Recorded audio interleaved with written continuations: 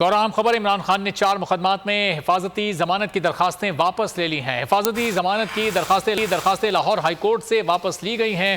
اسلام آباد اور لاہور میں درج دو مقدمات میں یہ درخواستیں واپس لی گئی ہیں۔ عمران خان نے 4 مقدمات میں ضمانتیں واپس لی ہیں۔ مزید جانیں گے بول نیوز کے نمائندے عبدالرحمان سے۔ عبدالرحمان، کیوں ان درخواستوں کو واپس لیا گیا ہے؟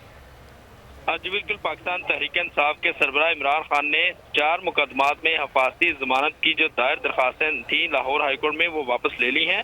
عمران خان کے وکیل اظہر صدیق ایڈوکیٹ نے 4 درخواستیں جو ہیں یہ لاہور ہائی کورٹ میں تقریباً 3 گھنٹے قبل جو ہے یہ دائر کی تھی۔ تاہم 4 جو درخواستیں ہیں حفاظتی ضمانت کے لیے، جو کہ 2 تھانہ رمنا اسلام آباد کے حوالے سے تھیں اور 2 ضلع شاہ کے قتل کیس کے حوالے سے تھانہ ریس کورس کے حوالے سے دائر کی گئی تھی، وہ واپس لے لی گئی ہیں۔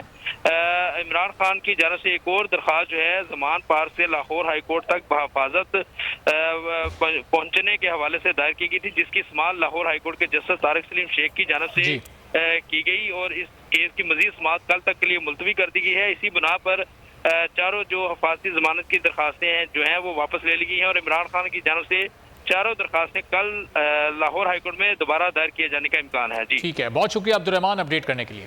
کو چیئرمین بول شعیب شیخ کے خلاف من گھڑت، جھوٹا اور بے بنیاد کیس۔ حکومت انتقامی کارروائیوں پر اتر آئی، رشوت دینے کے جھوٹے الزام کے پیچھے اصل حقائق وہ لے آیا عوام کے سامنے۔ سندھ ہائی کورٹ کی جانب سے 10 مارچ کو ایگزیکٹ کیس میں بریت کا فیصلہ بھی دے دیا گیا، جو رشوت کے اس الزام کو جھوٹا اور بے بنیاد ثابت کرنے کے لیے کافی ہے۔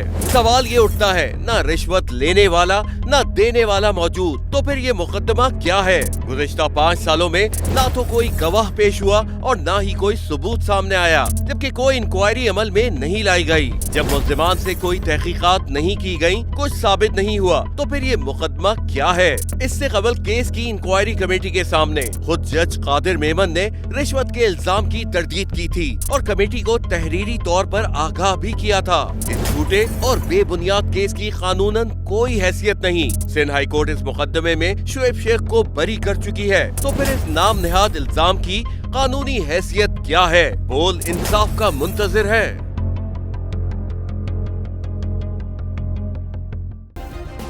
سبسکرائب کریں اور بیل دبائیں تاکہ کوئی خبر رہ نہ جائے۔